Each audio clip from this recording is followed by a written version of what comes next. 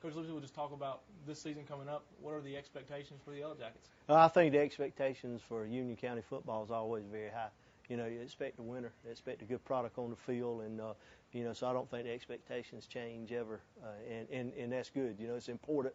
As I've said many times, it's important Union County football is, and so the expectations are always the same. You know, that you're expected to be good, and you know, and that's what we want.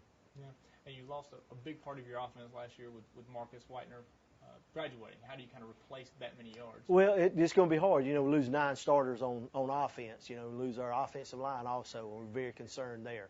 But you know, I don't think it's going to fall into hands of one person. I think it's going to be a group effort, a team effort, and we're going to distribute the ball around, and we're going to have to find some playmakers at wide receiver and also at running back. You know, so I don't think we'll replace it with one person. You know, we'll distribute the ball around, and we got to have some young men step up for us. You know, kind of run heavy, mainly because of Marcus and that offensive line last year. Are you going to be that way again? Do you see yourself more balanced? I'd like a little more balance. We've thrown the ball well this summer.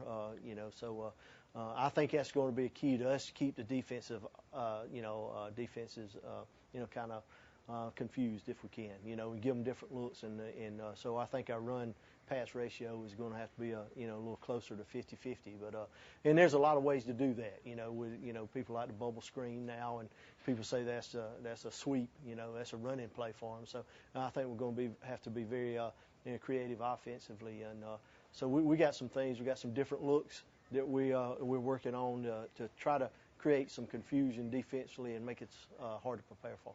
You'll have some different looks on defense too. Going 3-4. We're short on linemen.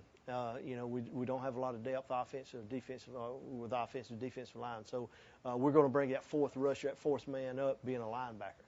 I feel good about our linebackers and them being able to run and make plays. So you know, we're going to change a little there. You know, and but I think we'll be a little more versatile. And again, just like on offense, I think we're going to have to give some different looks and put some heat on some people.